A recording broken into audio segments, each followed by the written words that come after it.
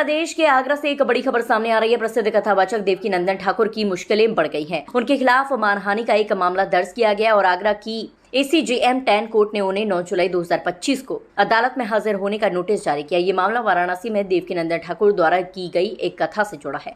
2 दिसंबर 2024 को वाराणसी के संपूर्णानंद संस्कृत विश्वविद्यालय में आयोजित एक कथा के दौरान देवकीनंदन ठाकुर ने भारत विभाजन और कश्मीरी ब्राह्मणों के नरसंहार के लिए जयचंदो को दोषी ठहराया था। उन्होंने अपने बयानों में कहा था कि जयचंदो के कारण सनातन धर्म को खतरा है और उनके कारण ही पाकिस्तान का निर्माण हुआ। इस बयान को अधिवक्ता अजय प्रताप सिंह ने मान हानिकारक बताते हुए आगरा की सिविल जज जूनियर डिवीजन प्रथम की अदालत में उनके खिलाफ आपराधिक मानहानि का परिवाद दायर किया। अधिवक्ता अजय प्रताप सिंह का कहना है कि जयचंद जो कन्नौज के राजा थे को गद्दार कहने का कोई ऐतिहासिक प्रमाण नहीं है। उन्होंने दावा किया कि ठाकुर का ये बयान क्षत्रिय समाज के लिए अपमानजनक है और इसे उनकी भावनाओं को ठेस पहुंची है।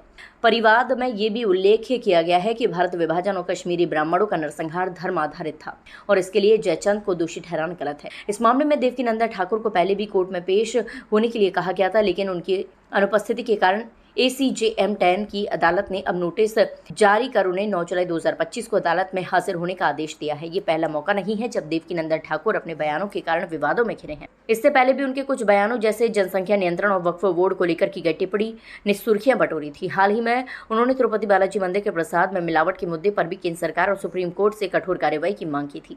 इस मामले में अगली सुनवाई 9 जुलाई को होगी और सभी की निगाहें इस बात पर टिकी हैं कि देवकीनंदन ठाकुर कोर्ट में क्या पक्ष रखते हैं। क्या ये मामला और गहराएगा या कोई नया मोड़ आएगा, ये देखना दिलचस्प होगा। हमने कथावाचक देवकीनंदन के खिलाफ एक आपराधिक मानहानि का केस दायर किया है। हमें पिछले वर्ष दिसंबर 2024 में समाचार पत्रों के माध्यम से जानकारी मिली थी कि वाराणसी में कथावाचन के दौरान उन्होंने भारत विभाजन का दोषी जयचंदो को बताया था और कश्मीरी ब्राह्मणों का नरसंहार करने का दोषी जयचंदो को बताया था। तो इसके संबंध में हमने एक आपराधिक मानहानि का केस दायर किया था दिसंबर 2024 में, जिसमें माननीय न्यायालय ने नोटिस जारी किए। इसमें हमने ये आपराधिक मानहानि का केस है। इसमें 2 साल तक की सजा होती है और हमने माननीय न्यायालय के सामने अपने वाद पत्र में समस्त तथ्य रखे हैं, जिससे साबित होता है कि महाराज जयचंद्र के बारे में जो भी भ्रांतियां फैलाई जाती हैं, एक जो उनका गद्दार के रूप में नाम लिया जाता वो गलत है और भारतीय पुरातत्व सर्वेक्षण विभाग के पास भी कोई ऐसे तथ्य नहीं है जो ये साबित करते हो कि महाराज जयचंद गद्दार थे।